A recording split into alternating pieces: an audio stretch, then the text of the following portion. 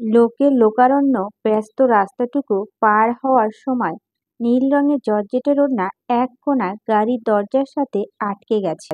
অর্ষা হাঁটতে গিয়ে গলায় টান লাগায় বিষয়টা লক্ষ্য করে। তড়িঘড়ি করে সে কয়েক পা পিছিয়ে যায়।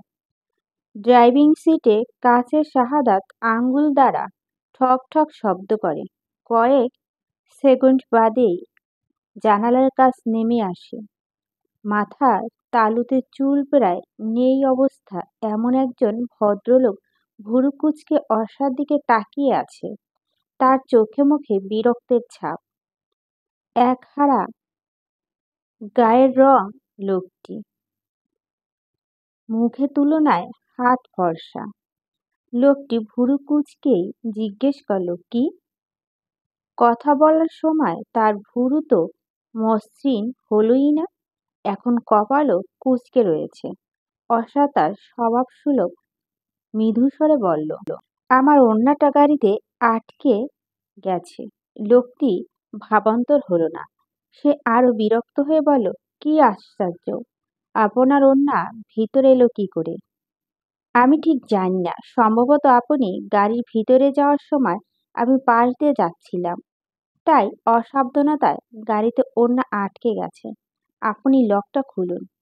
ড্রাইভার বিরক্ত স্বরে আরো কিছু বলতে চাচ্ছিল। পিছন থেকে তখন গুরুগম্ভীর একটা পুরুষালিত কণ্ঠ ভেসে আসে। ভরার কণ্ঠে পেছন থেকে বলে, অযথা তর্ক কেন করছো রাশেদ? গাড়ির লক খোলো। রাশেদ নামক লোকটির চেহারার রঙই পাল্টে গেছে এখন। সে তার সবগুলো দাঁত বের করে হাসতে হাসতে বলল, জি স্যার, এখনই লক খুলে দিচ্ছি। রাশেদ দরজার লক খোলার পর অর্ষার ওড়নারও মুক্তি হয়। সে আর কোনো কথা না বলে সেখান থেকে চলে যায়। রাশেদের ভুরু আবার কুঁচকে যায়। সে নাক ফুলিয়ে বলে, একটা থ্যাঙ্কও দিল না। গাড়ি স্টার্ট দাও। জি স্যার। অর্ষা খুঁটিয়ে খুঁটিয়ে ওড়নাটি দেখছে। ছিঁড়েনি, তবে ওড়না সুতার টান লেগে কুঁচকে গেছে। সেলাই এখন সে টেনে টুনে ঠিক করার চেষ্টা করছে। হাত ঘড়িতে একবার সময় দেখে নিয়ে দ্রুত পা চালালো সে। আজ তার ভার্সিটিতে নবীনবরণ অনুষ্ঠান রয়েছে। সে যখন ভার্সিটিতে পৌঁছালো তখন 10টা 5 বাজে। অলরেডি অনুষ্ঠান শুরু হয়ে গেছে। সে গিয়ে পেছনে একটা চেয়ারে বসলো। ভার্সিটিটা বেশ সুন্দর করে সাজিয়েছে। সে চারপাশে চোখ ঘুরিয়ে দেখছিল, তখন স্টেজে পাশে রাশেদ নামক সেই লোকটিও দেখতে পায়। তার দৃষ্টি কয়েক সেকেন্ড তার দিকে আটকে ছিল। এবার সে স্টেজে বক্তৃতা দেওয়া লোকটির দিকে তাকালো। তিনি এই ভার্সিটির প্রফেসর জহির চৌধুরী। অর্ষা যখন মনোযোগ সহকারে তার কথাগুলো শুনছিল তখন ঝড়ের বেগে এক মেয়ে তার পাশে চেয়ার টানে। হয়তো মেয়েটি বসতে চেয়েছিল, তবে দুর্ভাগ্যবশত মেয়েটি চেয়ারে না বসে পড়েছেন অর্ষার কোলে। বিস্মিতভূত হয়ে অর্ষা ফ্যাল ফ্যাল করে তাকিয়ে আছে। মেয়েটি এসেছে হন্তদন্ত অবস্থায়। টের পায়নি প্রথমে, যখন বুঝতে পারল তখন আবার চেয়ার টেনে চেয়ারে বসে জিভ কেটে বলল, সরি সরি, আমি খেয়াল করি নাই গো। অর্ষা মৃদু সহাস্য বলল, ইটস ওকে। মেয়েটির চোখ বড় বড় করে বলল, ইটস ওকে তার মানে কি আমি তোমার কোলে আবার বসতে পারি? না মানে তুমি তো বলেই ঠিক আছো। অর্ষা বিভ্রান্তিকর অবস্থায় পড়ে যায়। হুট করে অপরিচিত কারোর সাথে এমনভাবে কথা বলা যায়? মেয়েটি এবার হাসতে হাসতে অর্ষার পিঠে চাপড় দিয়ে বলল, হা হা, ভয় পেলে? আরে জোকস করছি। অর্ষা এবার কিছুটা মেজাজ খারাপ হলো বইকি। হাসবি তো হাস, কিন্তু হাসতে হাসতে মারতে হবে কেন? তবে অর্ষা মেয়েটি মতো হুট করে তার চঞ্চলতা প্রকাশ করতে পারল না।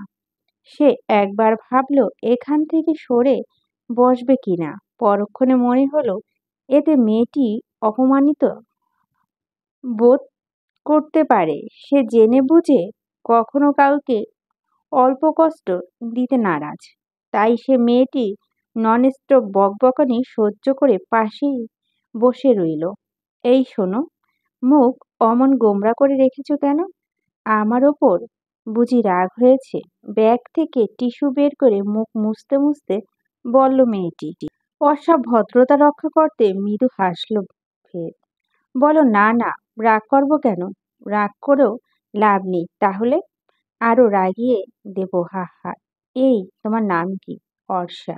আমি লামিয়া। অর্ষার ডান পাশে তখন অন্য একটি এসে বসেছে। অর্ষা একবার তাকে দৃষ্টি সরিয়ে নিয়েছে। ছেলেটি হাঁসফাঁস করছে গরমে, ঘেমে টেমে একাকার অবস্থা। ঘামে ডার্ক ব্লু কালার শার্টটা অবধি ভিজে গেছে। হাত দ্বারা মুখের ওপর হাওয়া করতে করতে বলল, উফ বাবা, এই অসহ্য গরমে মন চায় জামা কাপড় খুলি হাওয়ামে, কিন্তু বিধিবাম, পারি না শরমে। কবিতার রসে এমন উদ্ভট কথা শুনে অর্ষা আর লামিয়া হেসে ফেলে। সামনে চেয়ার থেকে অন্য একটি মেয়ে খিলখিল করে হাসির শব্দ আসে। মেয়েটি এবার পিছু ফিরে বলে, আপনি তো অসাধারণ কবিতা বলেন। ছেলেটি খুশিতে গদগদ কণ্ঠে বলল, তাই না?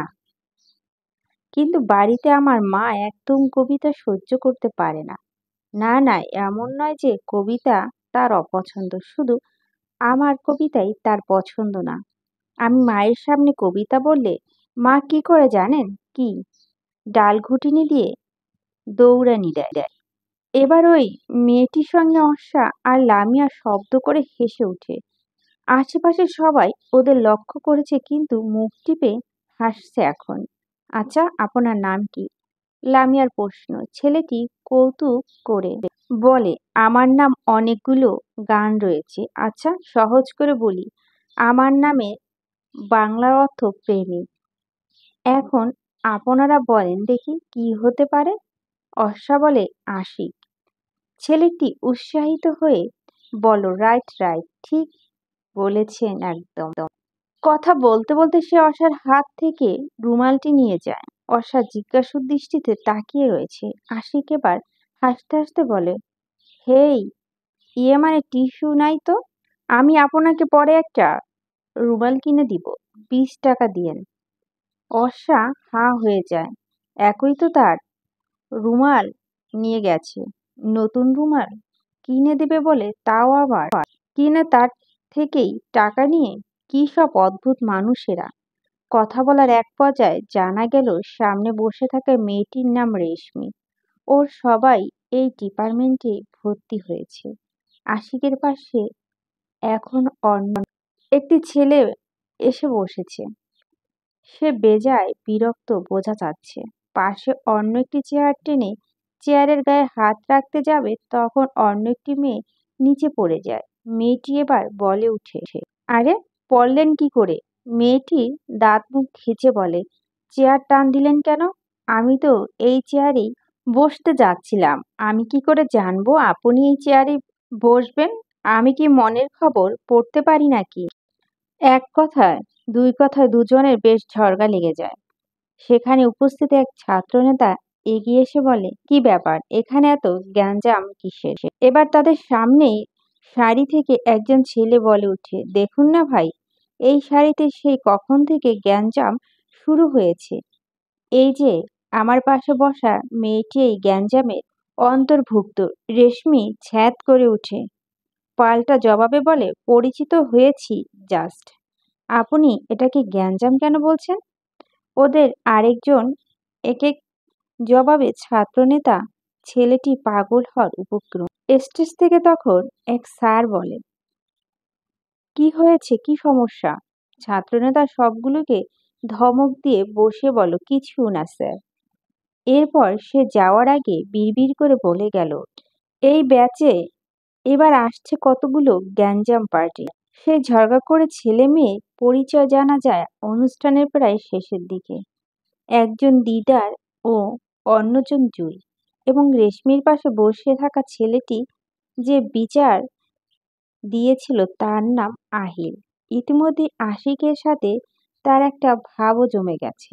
বলা বাহুল্য, আশিক গায়ে পড়া ভাব জমিয়েছে। অনুষ্ঠান শেষে খাবার নিয়ে কেউ কেউ বাড়িতে ফিরে যাচ্ছিল, আবার কেউ কেউ ওখানেই বসে খাচ্ছিল। রাশেদ মাঠের একপাশে গাছের নিচে দাঁড়িয়ে ছিল। লামিয়া তখন রেশমি আর অর্ষাকে ডেকে নিয়ে হাঁটতে থাকে। পিছন থেকে তখন দৌড়ে আসে জুই। সে রেশমিকে খাবার প্যাকেট দিয়ে বলে, এটা তোমার, চেয়ারের ওপর রেখে এসেছিলে। রেশমি হেসে বলে, থ্যাংক ইউ। কোথায় যাচ্ছ তোমরা? লামিয়া মুখ টেপে হেসে বলে, একটা মজা দেখব। তুমিও আসো। রাশেদের থেকে কিছুটা দূরে দাঁড়ালো ওরা। অর্ষা, রেশমি, জুই, ওরা কেউ বুঝতে পারছে না লামিয়া ঠিক কি করতে যাচ্ছে। লামিয়া একাই গেল রাশেদের কাছে। রাশেদ আগের মতোই ভুরু কুঁচকে আছে। তার ভুরু মনে হয় বেশিরভাগ সময় এমনই থাকে। লামিয়া মুচকি হেসে বলে, একটু কথা বলা যাবে? রাশেদ কাঠঠোকরা ভাবে বলল, কি কথা? আপনার মাথার টাক অনেক সুন্দর। রাশেদের হাত আপনা আপনি তার মাথায় চলে গেল। বিস্ময়ভূত বলল, কি মজা করছেন? ছি না, মজা কেন করব? এই আপনি কোন ডিপার্টমেন্টে পড়েন? খুব সাহস না আপনার, আমার সাথে মশকরা? আপনি জানেন আমি কে? জি, আপনি টাকওয়ালা সুন্দর মানুষ, আপনি আবার মজা করছেন? এই ভার্সিটি প্রফেসর জহির চৌধুরীর ছেলে আহনাফ মিসবাহ চৌধুরী আমার স্যার হয়।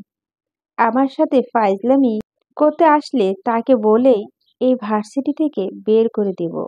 আপনার টাক সত্যি খুব সুন্দর, আমি মিথ্যে বলছি না। রেশমি আর জুই ওর কাণ্ড দেখে হাসলো। অর্ষা এসব ভালো লাগছিল না। সে এগিয়ে যায় ওদের কাছে। রাশেদ লামিয়াকে বলল, ওই তো আমার স্যার আসছে, আপনার বিচার করছি আমি। লামিয়া পিছনে তাকিয়ে আহনাবকে দেখতে পায়। অবাক হয়ে বলে, উনি আপনার স্যার? হুম। ধুর মিয়া, আগে বলবেন না তাহলে কি আর আপনাকে লাইন মারি? আহা, কি সুন্দর হ্যান্ডসাম লুক। রাশেদ তাজ্জব বনে যায়। অর্ষা লামিয়ার হাত ধরে নিয়ে যাওয়ার আগে রাশেদকে বলে, কিছু মনে করবেন না, ও আসলে ডিয়ার নিয়েছিল, তো তাই আপনার সাথে দুষ্টুমি করেছে। লামিয়া যাওয়ার আগে বলে গেল, এই টাকাওয়ালা ওনার নাম্বারটা ম্যানেজ করে দিয়েন প্লিজ, তাহলে আপনাকে 10 টাকা দিব। রাশেদের দাঁতে দাঁত চেপে ওরা যাওয়ার পথে তাকিয়ে আছে। আহনাব তাকে এভাবে তাকিয়ে থাকতে দেখে প্রশ্ন করে, কি হয়েছে স্যার? দেখুন না কি সব ফাজিল নিয়ে ভার্সিটিতে ভর্তি হয়েছে। আমাকে ডাকে টাকওয়ালা, প্রথমে এসে আমার টাকের প্রশংসা করলো, পরে আপনাকে দেখে নাকি ফিদা। আবার আমায় বলে আমি যেন আপনার নাম্বার ওই মেয়েটিকে ম্যানেজ করে দিই, তাহলে আমায় নাকি 10 টাকা দেবে। আহনাফ মেয়েগুলোর দিকে তাকালো। তার দৃষ্টি গেল অর্ষার দিকে। সে ধরেই নিল এসব কথা অর্ষা বলেছে। তবে সেখানে আর কথা বাড়ালো না। গাড়িতে উঠে বলল, গাড়ি স্টার্ট দাও। রাশেদ তার টাক মাথা হাত বুলিয়ে আফসোস করে বলল, শালার কপাল, এই টাকে একটু চুল গজালে কি এমন হতো যে। ভার্সিটি থেকে বাড়ি ফিরতে ফিরতে দুপুর হয়ে গেছে অর্ষার। কাঠের মেইন দরজাটি খুলতে গেলে ক্যাচ ক্যাচ একটা শব্দ হয়। আজ বাড়ির ভিতর থেকে আসা শোরগোলের জন্য গেটে ক্যাচ ক্যাচ শব্দটা কানে বিঁধল না। বাড়ির ভিতরের দরজার পাশেই লাগানো আছে একটা জামরুল গাছ। গাছের পাতা পড়ে উঠানে ভরে গেছে, ঝাড়ু দেওয়া হয়নি। সে হিজাবে পিন খুলতে খুলতে ভিতরে গেল। তাদের বাড়িতে আজকাল নিত্য নতুন ঝগড়া লেগেই থাকে। তার বড় ভাই রুহুল আমিনের মাথায় ভূত উঠেছে, সে বিদেশে যাবে। তার কোনো এক বন্ধু নাকি সৌদি আরবে চাকরি করে, মাস শেষে মোটা অঙ্ক একটা বেতন ও পায়। এসব গল্পগুজব শুনে রুহুল ইচ্ছে হয়েছে সে বিদেশে যাবে চাকরির জন্য। এজন্য প্রয়োজন অনেক টাকা, পাসপোর্ট, ভিসা করা সহ বাদবাকি যা খরচ করা প্রয়োজন সেই অনুযায়ী ক্যাশ টাকা তাদের কাছে নেই, এমনকি কোনো ব্যাংকের অ্যাকাউন্টে নেই। এরপর রুহুলের আরেক বন্ধু বুদ্ধি দিল, তার ভাগের সম্পত্তি যেন সে নিয়ে যায়। বিক্রি করে যা টাকা পাবে তা দিয়ে বিদেশে গিয়েও টাকা বাঁচবে।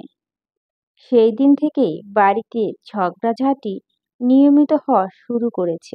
বাবা কিছুতে তার বাবার ভিটে মাটি বিক্রি করতে রাজি নন। অর্ষার ঘরের দরজা দাঁড়িয়ে আছে। রুহুল চেঁচিয়ে চেঁচিয়ে তার বাবাকে বলছে, তুমি আমার ভাগের সম্পত্তি আমারে দিবা না? অর্ষার বাবা ওমর রহমানের বয়স হয়েছে। তিনি এখন চাকরি বাকরি কিছু করে না। প্রাইমারি স্কুল টিচার ছিলেন। মাস 4 হবে অবসর নিয়েছেন। পেনশনের টাকা কোনো রকম সংসার চলছে। এছাড়া 2 মেয়ে তাদের পড়াশোনার খরচ নিজেরাই চালায়। রুহুল কোনো চাকরি করে না। অন্য আন্ডারে কাজ করা তার পক্ষে সম্ভব নয়। বসে বকাঝকা আর সহ্য হয় না। কিছুদিন ফলের ব্যবসা করে, এখন লস খেয়ে বসে আছে। আমি তো বললাম, আমি মরার পর তোরা তোদের ভাগ নিয়ে যা ইচ্ছে করিস। আমি বেঁচে থাকতে এসব হবে না, বললেন ওমর রহমান। জিদ্দের রুমের ভিতর ভাঙচুর শুরু করল রুহুল। শক্ত কণ্ঠে বলে, একটা জিনিস তো কেনার মুরুদ হয় না, তাহলে এসব ভাঙছ কোন অধিকারে? রুহুল বিক্ষিপ্ত কণ্ঠে বলে, একটা কথাও বলবি না তুই, একদম খুন করে ফেলবো। তোমার এসব হুমকি ধামকি ভয় পাই আমি? বাবা মায়ের সাথে ঝামেলা বন্ধ করো বলে দিচ্ছি। সামান্য মানবতাও তো নাই তোমার মাঝে। পারো শুধু বাপের পয়সা খেতে আর বন্ধুদের উল্টাপাল্টা বুদ্ধি শুনতে। চুপ করে মৃদু ধমক দিয়ে বললেন, মা। বলল, কেন চুপ করব? কেমন ব্যবহার করে সব সময়। তোমাদের জন্যই তো সাহস পায়। রুহুল রাগ দমিয়ে রাখতে না পেরে অর্ষাকে থাপ্পড় দিতে গিয়ে হাত নামিয়ে নেয়। আজকাল অর্ষা আর তার ছোট বোনটি নেই। তার মাঝে এখন ব্যাপক পরিবর্তন। আগের মতোই আহ্লাদি নেই, চুপচাপ মাথা নত করে রাখে না, ভয় পায় না, বরঞ্চ এখন প্রতিটা কথা কাজের প্রতিবাদ করে নির্ভয়ে। আগের জন্য বার দুয়েক হাত তুলেছিল, অর্ষা দমে যায়নি, বরং এমন কিছু কথা শুনিয়ে দিয়েছে যেগুলো এখনো তার কর্ণকুহের মাঝে মাঝেই আঘাত হানে। তারই জের ধরে আজও সে মারতে গিয়ে হাত নামিয়ে নিয়েছে। রাগে তার সর্বাঙ্গ কাঁপছে। চুপ করে থাকলো না। সে রাগান্বিত স্বরে বলল, কাপুরুষের মতো শুধু মারতেই পারবে।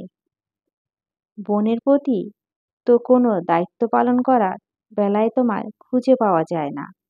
রুহুল অর্ষাকে কিছু বলল না, শুধু বাড়ি থেকে বের হওয়ার পূর্বে বাবা মায়ের উদ্দেশ্য বলে গেল, থাকো 2 মেয়েকে নিয়ে তোমরা, আমি চলে যাব তোমাদের বাড়ি থেকে। রুহুল বেরিয়ে যাওয়ার পর ওমর রহমান অর্ষাকে বলল, জানিস তো এমন করে, শুধু শুধু ওকে রাগাস কেন বলতো?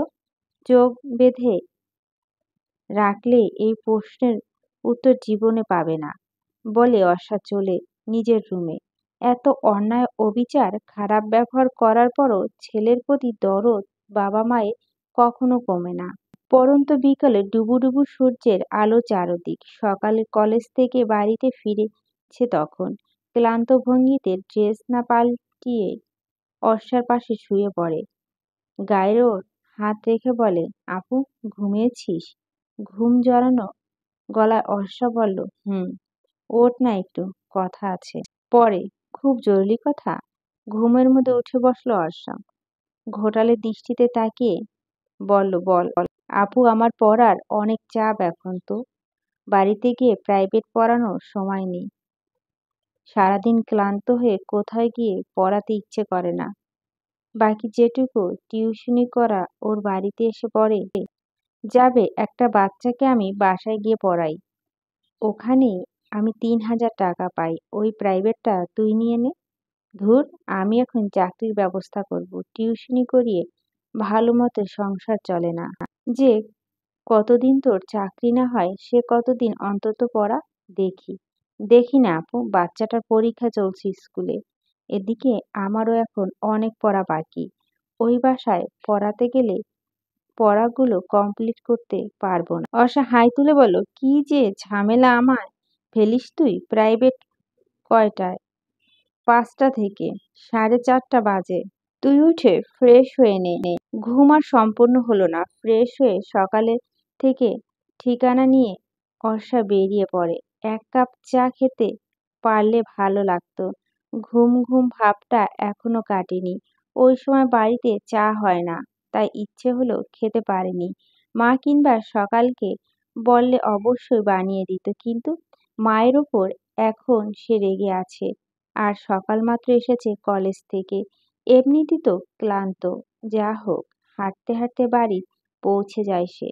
দরজার সামনে বিশাল গোঁফওয়ালা এক দারোয়ান দাঁড়ানো।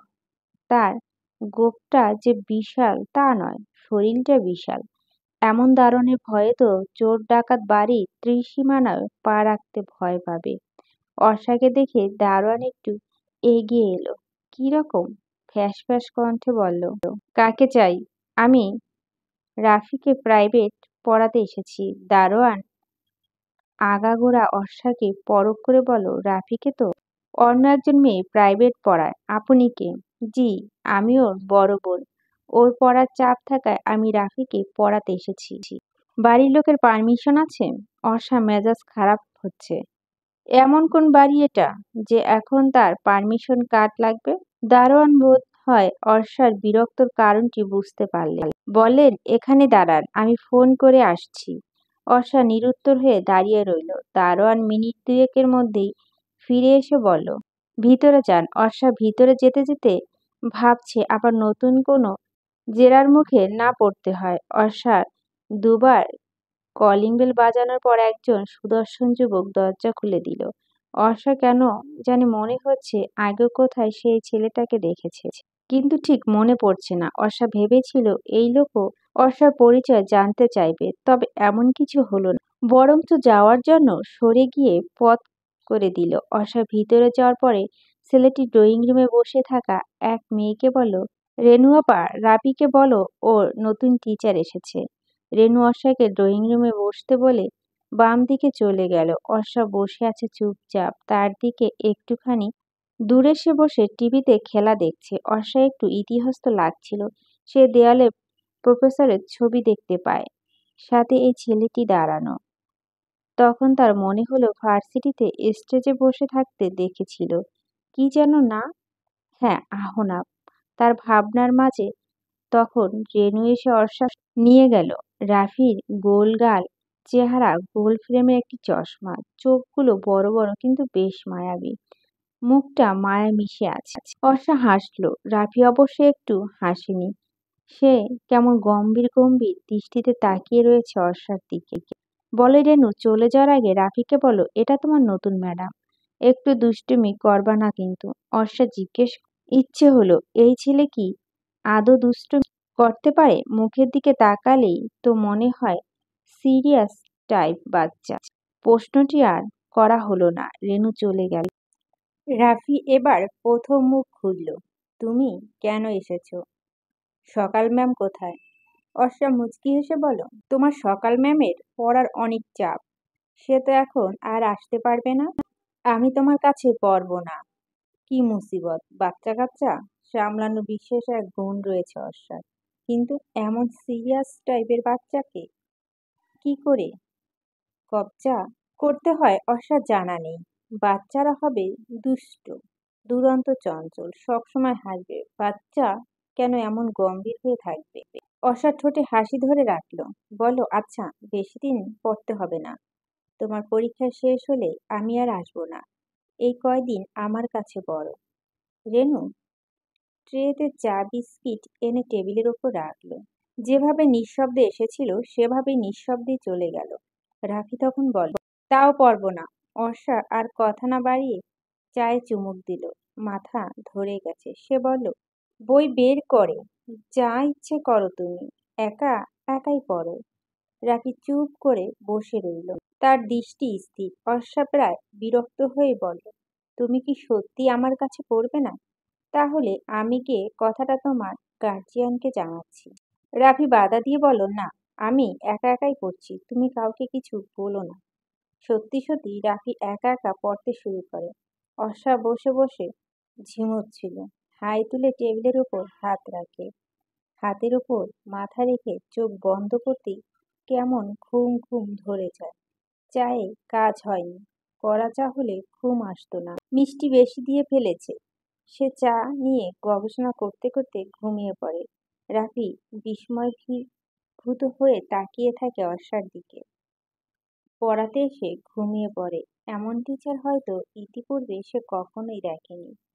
সে ডাকলোও না, একটু একটু করে অর্ষার দিকে তাকাচ্ছিল আর খাতায় কবিতা লিখছিল। আহনাফ টিভি দেখা শেষ করে নিজের রুমে যাওয়ার সময় রেনু রান্নাঘর থেকে এসে বলে, ভাইজান, আপনি একটু গিয়া দেইখা আসেন রাফি ঠিক মতো পড়তাছে নাকি। ওর মতিগতি তো আমি কিছু বুঝি না। আহনাফ কথাগুলো শুনে পড়ার রুমে যায়। পদশব্দ শুনতে পেয়ে ঘুম ঘুম ভাব উবে যায় অর্ষার। সে তড়িৎ গতিতে মাথা তুলে এক এক বই হাতে নেয়। মুখের সামনে বই ধরে গভীর মনোযোগ দিয়ে চোখ বুলানোর চেষ্টা তার, অথচ চোখ ভর্তি ঘুম। আহনাফ রুমে এসে একবার রাফির দিকে তাকালো আর একবার অর্ষার দিকে। ফিরে যাওয়ার পূর্বেই অর্ষার উদ্দেশ্য বলল, বইটা উল্টো ধরেছেন, সোজা করে ধরে পড়ুন। প্রচণ্ড এক থাপ্পড়ে স্তব্ধ বনে গেল রিয়াদ। গালে হাত দিয়ে সে আগুন দৃষ্টিতে তাকিয়ে রয়েছে সকালের দিকে। পাশে থাকা বন্ধুরা বেশ অবাক সকালের এমন আচরণ। বেশ কয়েকদিন ধরেই সকালকে বিরক্ত করছিল ওরা। প্রতিদিন চুপ থাকলেও আজ আর চুপ থাকতে পারল না। সকালের চলা শক্ত, সেও আগুন ছড়া দৃষ্টিতে তাকিয়ে রইল। এতক্ষণ তো মুখ দিয়ে খুব গান আসছিল, এখন গান গাইছিস না কেন? সন্ধ্যার অন্ধকার দিনের আলোকে গ্রাস করছে বহু পূর্বে। সকাল অঙ্ক করতে গিয়ে দেখে কলমের কালি শেষ। বাড়িতে এক্সট্রা কলমও নেই। দোকান বাড়ি থেকে কাছে বিরায় সে নিজেই কলম কিনতে বের হয়েছিল। আর তখনই প্রতিদিনের মতো রিয়াদও তার বন্ধু সকালকে দেখে গান গাওয়া শুরু করে। এক কথা উত্ত্যক্ত করে। রাস্তার ধারে লোকজন হাঁটাচলা করছে। রিয়াদ পাল্টা আক্রমণ করতে গিয়েও যেন করতে পারছে না। সেই সময় গলির মুখে অর্ষাকে দেখা যায়। সে সকালকে দেখে দ্রুত পায়ে এগিয়ে আসে। একবার ছেলেগুলোর দিকে তাকিয়ে সকালকে জিজ্ঞেস করে, এখানে দাঁড়িয়ে আছিস কেন? কি হয়েছে? সকাল চিপিয়ে চিপে বলে, ওদের গান গাওয়ার শখ মিটাচ্ছি। প্রতিদিন আমাকে দেখলেই বিরক্ত করে। অর্ষা এবার ছেলেগুলোর দিকে তাকিয়ে বলল, কিরে, কলিজা কি খুব বড়? মেয়ে দেখলেই গলার সুর বেড়ে যায়। ছেলেগুলো নিরুত্তর। অর্ষা বলল, নেক্সট টাইম থেকে মেয়ে দেখলে গান গাওয়া বন্ধ করিস, নয়তো থাপ্পড়ে কান গরম করে ফেলবো। এরপর সকালকে নিয়ে অর্ষা বাড়িতে চলে আসে। মেজাজ ঠান্ডা হলে সকাল অর্ষাকে জিজ্ঞেস করলো, রাফিকে পড়াতে কেমন লাগলো? অর্ষা হাত পা ছড়িয়ে বিছানায় শুয়ে পড়ে, তার চোখ বন্ধ। অবস্থার কোনো পরিবর্তন হলো না। সে ফোঁস করে দীর্ঘশ্বাস নিয়ে বলল, বিরক্তকর। সে কি? কেন? কেন মানে? ওই বাচ্চাটা নাকি রোবট, কেমন গম্ভীর হয়ে থাকে। সকাল হেসে ফেলে। হাসি থামিয়ে বলে, যখন হয়ে যাবে তখন দেখিস কত মিশুক। আমার আর দেখার কাজ নেই। মানে কি? অর্ষা শোয়া থেকে উঠে বসলো। অন্যা সেফটি পিন খুলতে খুলতে বলল, মানে আমি আর রাফিকে পড়াতে যাচ্ছি না। এমন করিস না আপু, রেজাল্ট খারাপ হবে ওর। হোক, তাতে আমার কি? বাচ্চাকে নিয়ে আমার যতটা না সমস্যা, তার চেয়ে বেশি সমস্যা বাচ্চার মামাকে নিয়ে। আহনাফ ভাইয়ের কথা বলছিস? হুম। সে আবার তোকে কি করলো? আরে, রাফিকে পড়াতে গিয়ে আমার ঘুম চলে এসেছিল। টেবিলের উপর মাথা রেখে প্রায় ঘুমিয়ে পড়েছিলাম। তুই তো জানিস আমার কান আবার পাতলা। কেউ আসছে শব্দ পেয়ে তাড়াতাড়ি উঠে একটা বই হাতে নিলাম। মানে আমি বোঝাতে চেয়েছি আমি ভীষণ মনোযোগ দিয়ে বইটা দেখছি। ঘুমের মধ্যে আর খেয়াল করিনি যে আমি উল্টো ধরেছি। উনি আসলো। চুপচাপ কয়েক সেকেন্ড থেকে যাওয়ার আগে বলল, বই উল্টো করে ধরেছেন, সোজা করে ধরে পড়ুন। এভাবে লজ্জা দেওয়ার কোনো মানে হয়? পুরো ঘটনা শুনে সকালে হাসি রেখেকে হাসতে হাসতে কি যেন বলছে, কথাটা স্পষ্ট বোঝা যাচ্ছে না। বিরক্তে নাক মুখ কুঁচকে ফেলে অর্ষা। সে সকালকে আর না ঘাটিয়ে ওয়াশরুমে চলে যায় ফ্রেশ হওয়ার জন্য। কিছুতেই সে সময়টুকুর কথা সে ভুলতে পারছে না। এমন ভাবে প্রথম দিনই যে অপদস্থ হতে হবে এটা সে কল্পনাতেও ভাবেনি। লজ্জায় মুখ লাল হয়ে গেছিল। আহনাব অবশ্য কথাটি বলেই চলে গেছিল, যতই যাই হোক অর্ষা আর যাবে না, ওই মানুষটার মুখোমুখি সে কিছুতেই হতে পারবে না। ফ্রেশ হয়ে এসে সে নিজেই চুলো চা বসালো। এক কাপ কড়া চা না খেলে তার মাথা ধরা সহজে ছাড়বে না। সেলিনা বেগম রান্নাঘরের লাইট জ্বলতে রেখে রুম থেকে বেরিয়ে আসে। কি করছিস? প্রশ্ন করলেন তিনি। চুলো চায়ের পানি বসিয়ে দাঁড়িয়ে ছিল অর্ষা। মায়ের প্রশ্ন শুনে দরজার দিকে একবার তাকালো, থমথমে মুখে বলল, চা করছি, খাবে? খাবো না, তোর বাবার জন্য বানা। অর্ষার কিছু বলল না। সেলিনা বেগম তখনও ঠায় দাঁড়িয়ে রয়েছে। সম্ভবত তিনি কিছু বলতে চাচ্ছেন, অর্ষা নিজেও এটা বুঝতে পারেন। জিজ্ঞেস করে, কিছু বলবে? তিনি বলেন না। পরক্ষণে আরেক কাঁচুমুচু হয়ে বলেন, তুই কি রাগ করে আছিস? রাগ করবো কেন? আসলে রুহুলটা তো এমনই, তুই তো জানিস। মাকে থামিয়ে দিল অর্ষা। মুখ পানে তাকিয়ে বল, তোমার এত সাফাই গাইতে হবে না মা। তোমাদের ছেলে তোমরা যা ভালো বোঝো করবে, আমার কি তাতে? তুই তো কথাটা রাগ করে বললি। মোটেও না, আমি কথাই বলি এভাবে। কথা বলতে বলতে অন্য চুলার দুধও গরম করে নিয়েছিল অর্ষা। একটা গ্লাসে দুধ ঢেলে মায়ের হাতে ধরিয়ে দিয়ে বলল, এটা সকালকে দিয়ে আসবে। সেলিনা বেগম হাত বাড়িয়ে গ্লাসটি নিলেন। মেয়ের রাগ সম্পর্কে অবগত সে। রুহুলের মতো চেঁচামেচি করে না, তবে রাগ কমতি নেই। যাকে বলে নীরব রাগ। গোপনে দীর্ঘশ্বাস নিয়ে তিনি চলে গেলেন। চা বানিয়ে এক কাপ চা ওমর রহমানকে দিয়ে নিজে কাপটি নিয়ে রুমে চলে গেল অর্ষা। বিছানায় পা উঠিয়ে আরাম করে বসে চায়ে চুমুক দিল। হায়ার মাঠে জটিল অঙ্ক কষছিল সকাল। বোনের উপস্থিতিতে বলল, আবু, আমায় চা দিলি না কেন? সকালে তাড়াতাড়ি উঠতে হবে তো, চা খেয়ে রাত জাগা যাবে না। যেটা খেলে কাজে লাগবে সেটা খা। সকাল কিছু বলল না। চা শেষ করে অর্ষা শুয়ে পড়ল। চোখের ওপর হাত রেখে সকালের উদ্দেশ্যে বলে, শোন, রাস্তাঘাটে সাবধানে চলবি। সন্ধ্যার পর বাড়ি থেকে একা বের হবি না। কিছু প্রয়োজন হলে আব্বাকে বলবি।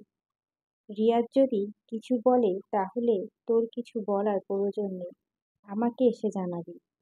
সকালে প্রসঙ্গ কোনো কথা বলল না। সে বলল, তুই কি এখন ঘুমাবি?